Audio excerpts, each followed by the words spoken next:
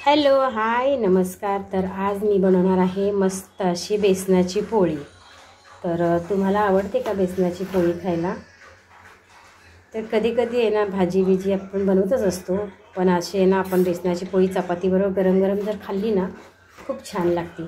तर मला ना एकच बेसनाची पोळी बनवायची आहे। त्याच्यासाठी मी थोडंसंच पीठ घेते, 2 चमचे अजून थोडंसं मी टाकते त्याच्यामध्ये, थोडं कमी वाटतंय मला।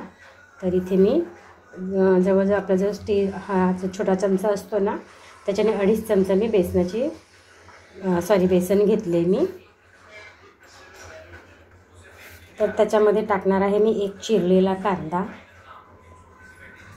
2च हिरव्या मिरच्या, टोमॅटो अर्धा कारण एकच आहे, आणि कोथिंबीर। तुम्हाला जर जास्त बनवायचं असेल तर क्वांटिटी तुम्ही वाढवू शकता, मला एकच बनवायची आहे। थोडीशी हळद आणि चवीपुरतं मीठ।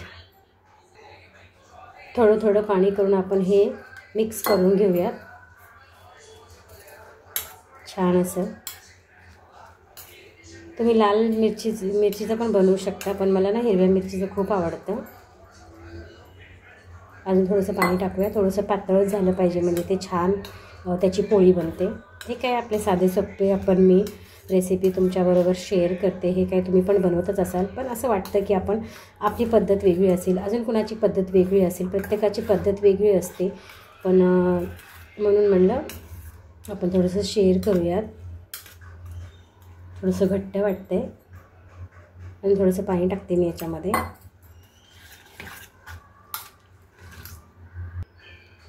छान असं मिक्स झालेलं आहे आणि मी त्याला आता 5 मिनिटं बाजूला ठेवणार आहे। त्याच्या आधी मी 2 चपात्या पण बनवून घेणार आहे। चपाती बनेपर्यंत छान हे भिजेल, थोडा वेळ ठेवलं ना त्याला पीठ जे आहे ते थोडंसं फुगतं आणि छान त्याची पोळी तयार होते। तर मी याला साईडला ठेवणार आहे, तोपर्यंत मी चपात्या बनवून घेते। तर चपात्या झाल्यात माझ्या ह्याच तव्यावर मी बेसनाची पोळी बनवणार आहे। तर तवा खूप जुना आहे, काळा झालेला आहे, प्लीज नावं ठेवू नका। तर याच्यामध्ये ना मी तेल टाकून घेते आधी, तेल थोडं जास्त लागतं आणि मग ह्याला मी छान असं पसरवून घेते।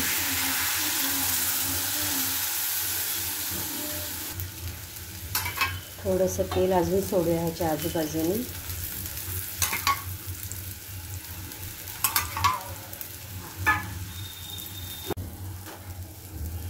तर चला इथे पलटी करून घेऊयात। एक नंबर। तर चला इथे बेसनाची पोळी रेडी आहे, मस्त अशी गरमागरम छान, आणि त्याच्यासोबत चपाती। ही आली चपाती गरमागरम। तर तुम्हाला रेसिपी कशी वाटली बेसन पोळीची? तर तुम्ही पण अशीच बनवता का, ह्याच पद्धतीने बनवता का, ते मला नक्की कमेंट करा। आणि चॅनलला सबस्क्राईब करायला विसरू नका आणि लाईक पण करायला विसरू नका। तर चलो बाय।